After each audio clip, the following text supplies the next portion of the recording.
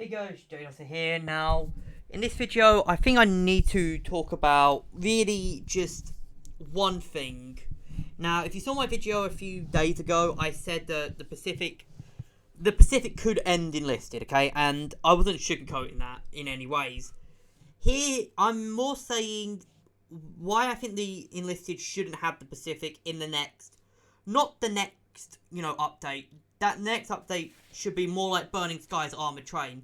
And not even in the next few updates. They need to do a lot before the Pacific comes out. Now, the reason I'm saying this is because there's a lot to do with the 5 campaigns. Now, if you look, honestly, I think if you look at how the game has been progressing, it's generally there's been less content for the campaigns. Like, there used to be 3 levels per campaign. Now it's gone to like 2, and for some campaigns it's gone to 1 level per campaign cycle. And there's really only the main explanation for this is that they've basically that they're trying to support 5 campaigns.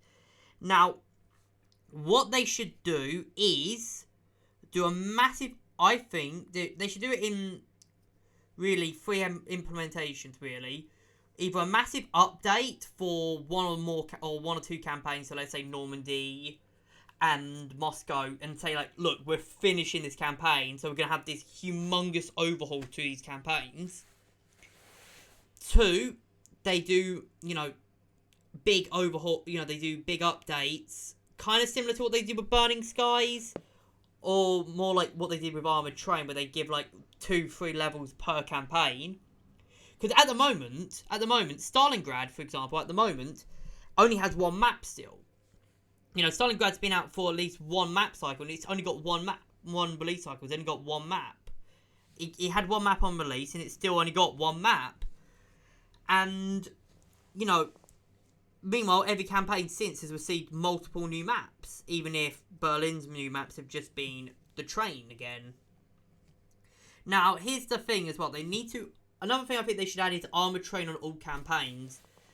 Just adding like stuff like Armored Train, making a few things more uniform, like the bolt actions and stuff like that, would work. But more or less, they need to finish each at least up to Tunisia before they release the Pacific.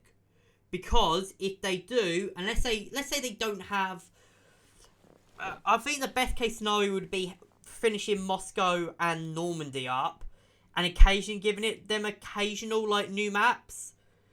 And then working on the other 4, other campaigns when the Pacific drops.